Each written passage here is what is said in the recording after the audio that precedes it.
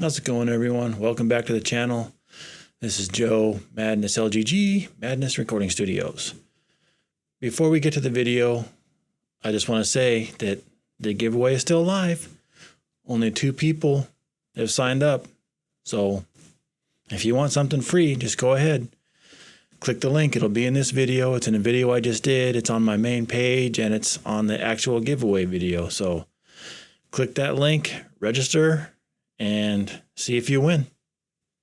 All right, let's get to the video.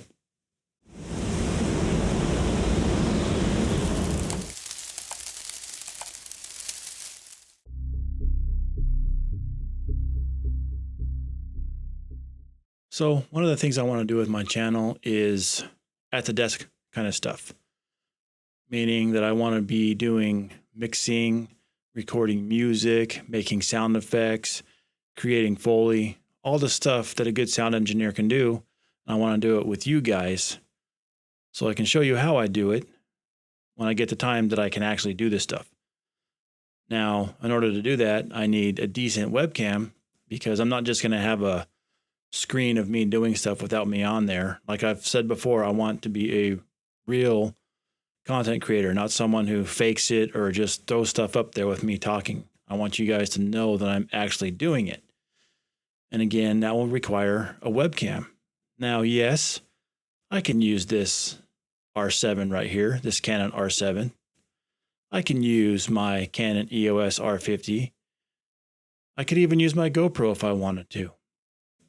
Why don't I, you might ask? Well, the R7 is for this, what you're seeing right now, against this background, with maybe me playing a guitar or doing a lesson or just doing a talking head like this that has nothing to do with music or anything like that, you know, like an intro video or a reviews, stuff like that. Plus, with the lens on it, this camera is incredibly heavy and I don't want to have a monstrous tripod on my desk getting in the way. And also the possibility of this thing falling over because it's on such a small tripod to fit on my desk. And it's an expensive camera, an expensive lens. I don't wish them to be destroyed from falling over. Why don't I use my R50, you might ask? Well, because even though it looks great when I'm actually using the camera itself, when it's hooked into the Mac and going through OBS, it looks like complete garbage. I mean, I've gone through every video I can find on YouTube, gotten suggestions from everywhere I can find to have settings in the camera and settings in OBS, and no matter what I do, it's a blurry, grainy, garbage, it's just garbage. And it's the same for the GoPro 13. That's all, they almost look exactly alike when it comes to being in OBS and connected to the computer. Individually, both of those cameras work great. They look great. But for whatever reason, I can't get them to function well in OBS. And I've tried everything, like I said.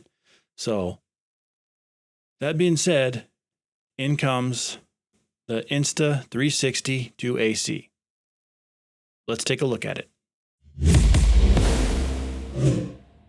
Okay, here we are at the desk where I'm going to be doing all the stuff I just talked about, and we are now using the Insta360 2AC camera.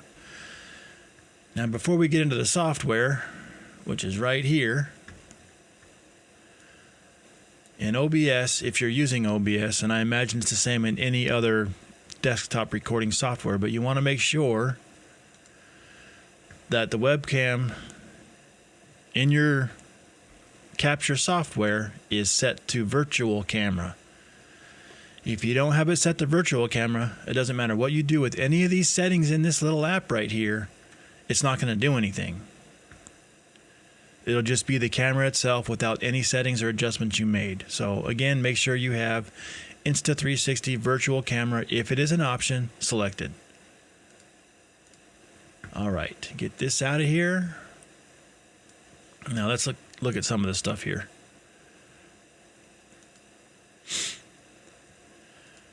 General, that's just where you can save stuff, save locations, recording format, MP4. This is all for the camera itself, not OBS, obviously. I'm not using any of this stuff, but here you can select these if you choose to. Gesture control is what I wanted to talk about. Here you have auto framing, which is tracking. It tracks your movement. Whiteboard if you have a whiteboard, which I don't, and zoom. Now, if you have auto zoom enabled, this will wipe out the auto zoom if you do this gesture, and your auto zoom will go away, and it'll rely on this. So that's why I don't have this checked. But we'll look at the auto framing later. Audio, you can use this if you want to, but I'm using my mic here. I'm not relying on the camera audio because camera audio never does sound all that great, but there's your options you can use. Voice suppression, it's that's what it says. It suppresses your voice. The voice focus, it focuses on your voice, eliminating background noise as much as it can. And music balance, if you're talking while you have music going on, Spotify, whatever the case is, it's supposed to auto adjust so when you talk, you come over the voice or you come over the music, like setting up a compressor in your DAW to where wherever you talk, the music or whatever background noise automatically dips a little bit. AI recording, I don't like AI. I hate AI, so I'm not going to do anything with that. Hotkeys, here's a list of all your hotkeys for the device. I'm not going to go into it, just showing you stuff. Report bugs, and then about us. Now, the effects. And this should work live since we're using the virtual camera, but here's nothing. This is your backgrounds if you don't want people to like their eyes to get all crazy because everything is in the same focus or in the same visual space. See nothing here. Blur. That's way too much, right? It looks so fake. And then broken. That looks like close to an actual camera with a good lens that is focusing on the subject and the background is slightly blurred. And I like it because there's no like artifacting like a green screen, which I'll show you in a second. And there's different choices you can use here. See? It's artifacting big time. That's why I never use these things. They're never really good. I mean, you could probably get adjustments, fine-tune it down here in the image, but I don't like messing with these things. Some of them look cool, but me, I'll just have a blurred background. That's what I like because it mimics the subject and the camera and the background if you're actually doing an interview or something. And I like that. Different views you can use, different colorings, filters, different makeups. You can't use the makeups unless it's in 1920, 1080p. And same with the beauties. You can't use them unless it's 1080p, 4K. For whatever reason, these don't work. But who cares? Because I don't need that crap on my video anyway. All right, now image. This is where all your settings are. I don't know why manual focus is on. There we go. That didn't make any sense. You can set this up too for different focusing areas, but see my face right now is pretty focused. Hand, focused, and it goes right to the face. It's pretty quick. Let's get something that's better. All right.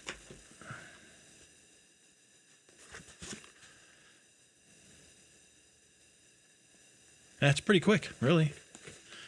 I've seen videos where it takes a few seconds, but that's actually pretty quick. Impressed. They must have updated firmware or something. But here's all your settings that you want to adjust for yourself. Okay. Like I said, if you do not have virtual camera selected in OBS, none of this matters. None of this matters. The effects won't matter. So I just want to reiterate that. So if you guys do get this camera and it's acting funky, it's not, the settings aren't carrying over. That happened to me and I didn't know why. Make sure you have virtual camera, not the actual camera itself. But I really like this camera so far. It took some tweaking to get it to where I wanted it, and looking up proper adjustments. I'm never good at making adjustments on these things on my own. I always have to look the stuff up. But I got it where I wanted. I'm happy with it. And hey, it's decent, man. I don't have to have my heavy ass R7 where it's going to tip over on the desk. I don't have to have my garbage looking R50 or my garbage looking GoPro or any other camera that for whatever reason OBS just looks like garbage.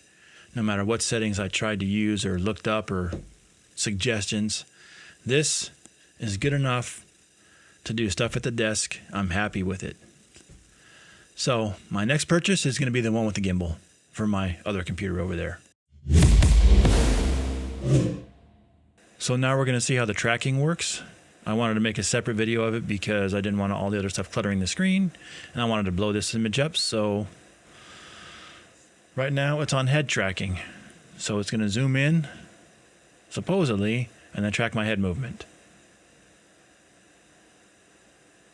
There it goes.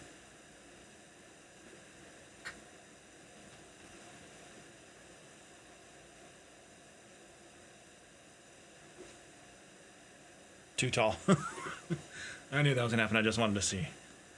Now let's see what it does for body. And this is in the app. I couldn't, in the phone app. Right here on the bottom.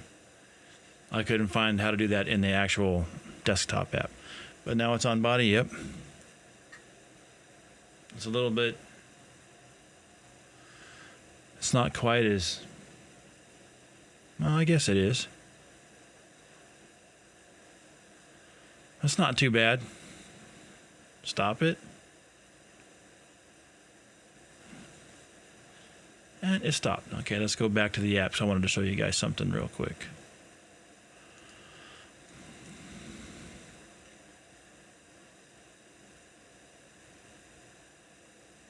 That's about where it was. Okay.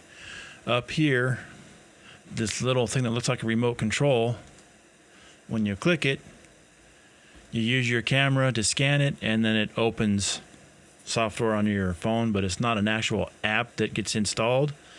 So if you want to use it on your phone every time, you have to click this little icon right here, the remote control icon, scan that, and then it'll open on your phone.